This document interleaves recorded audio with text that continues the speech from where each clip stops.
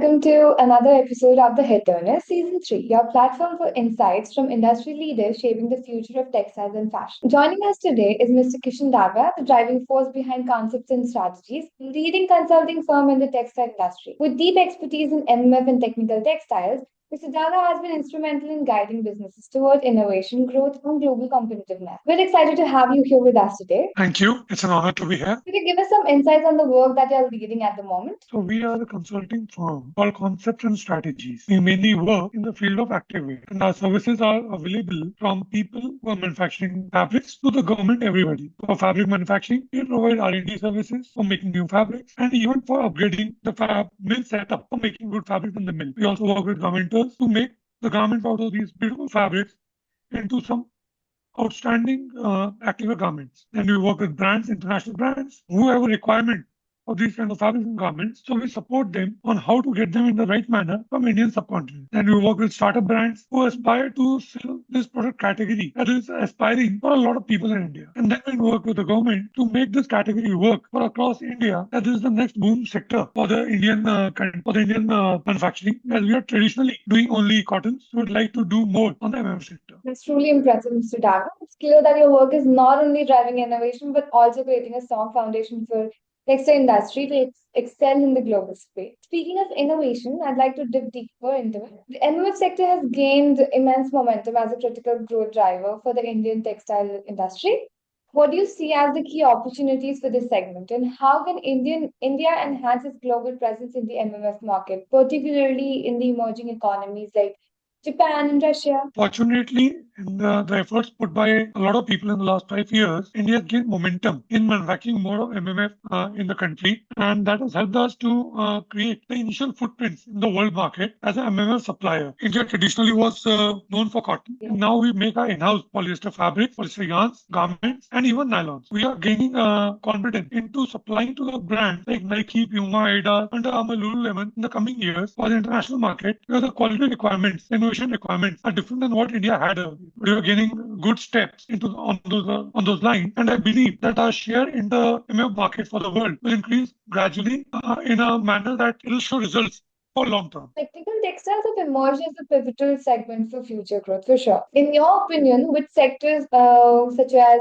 healthcare, defense, or even infrastructure are driving demand for technical textiles in India? The healthcare has already gained a decent, I would say, share in the world market for manufacturing fabrics from India, and so on. The other sectors are gaining one by one, but yes, healthcare has taken lead in the technical textiles from India. How the industry gear up to meet this demand? I'm sorry, please come again. Since you just spoke about the healthcare that's taking momentum and we are working towards it majorly, right? So how can the industry gear up to meet this demand? So industry is basically divided into many segments. So one is woven and knit, one is spun fiber and filament fibers, and then one is with spandex, without spandex, so various ways. So basically, the fibers and the yarn guys have to take the lead to make the right component for with the yarn, and it's given to the fabric supplier which will require a lot of chemical treatments also to get the requirements being met for the international market. A lot of people in the western side of India have taken lead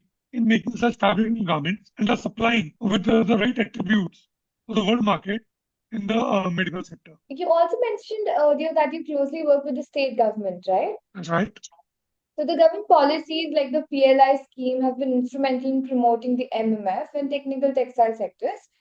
How do you see these initiatives impact the industry, and what additional policy measures are needed to sustain growth? See, in my opinion, any textile industry in its the first place can survive not more than 30 to 35 years in a good profitable manner. So we have to shift out of those areas like the Delhi, Mumbai, Bangalore, and all. So these government initiatives help the manufacturers shift from these common large cities to the new green field. Well, to go into a new place will always have some gestation period.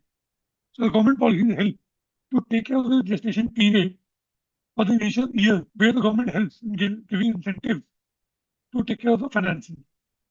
Now these places have either large lands or large population of people to work in the factories, or can get a better place which can be good for transportation.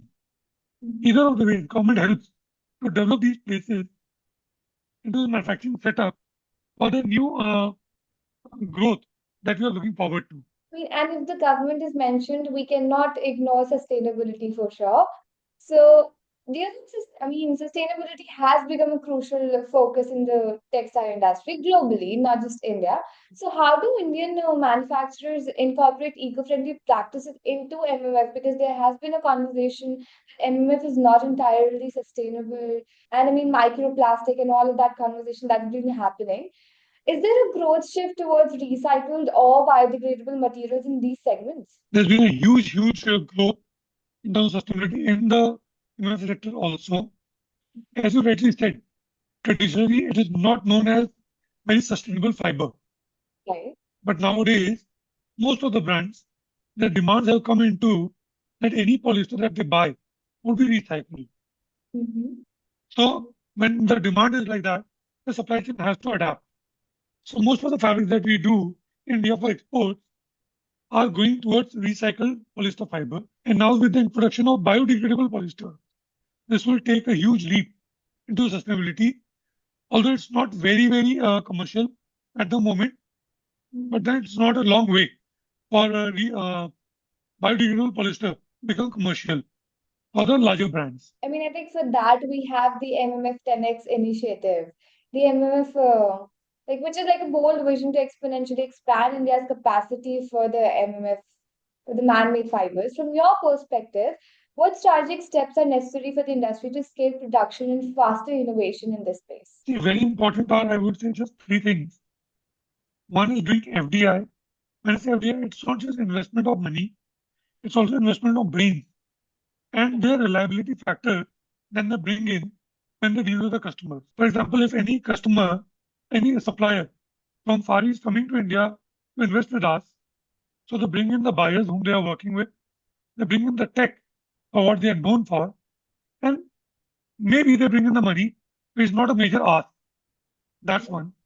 Second is upgradation of manpower. So I'm not seeing manpower in only the labor area, but also the managerial area. Because a lot of times we haven't have the exposure of doing good quality MMF in India. So we need to upgrade our skill set at the labor level, at the managerial level, and even at the owner level with our mindset. So that's all we all these two things we need to do. And the third thing is scaling our capacity for doing this category because this category involves always mostly large numbers to be manufactured. So it's not about 500 machines or 5,000 machines. We have to cater to the people who are right now taking from China or other countries in numbers like 2 million pieces and 5 million pieces. We have to scale ourselves to be able to make these kind of quantities. Okay. What do you think? What's the, I mean, for the MMF sector particularly, what's the promising market that we could look at? How India is looking at the emerging markets? Yeah, I think I skipped one of your points that for India, Japan and Russia is definitely one of the emerging market Mm-hmm. beyond the US and Europe. Because Japan, we already have an FTA, Mm-hmm. and Russia, we have got a good trade relation due to the oil sector that they have enough cash to pay us for the supply that we do. So Russia and Japan are one of the, I would say, sunrise sectors to be looked at for India. And although we can't ignore US and Europe for their quantity, and they know how to buy, what to buy, so they will trade us good. Australia can also be looked at because it might be the numbers are not huge, but then they do good quality stuff and they supply to many other countries from Australia. So these five places, for me, are the bright areas to be looked at as the markets for activewear and for MMF. Well, that brings us to the end of this web series. Thank you for sharing your insights on these exciting opportunities and challenges in the technical textile and this MMF sector. Thanks a lot, Payal. This was a beautiful session, and I hope that you get more and better people for these talks so that the industry gets the right knowledge at the right time from BSL.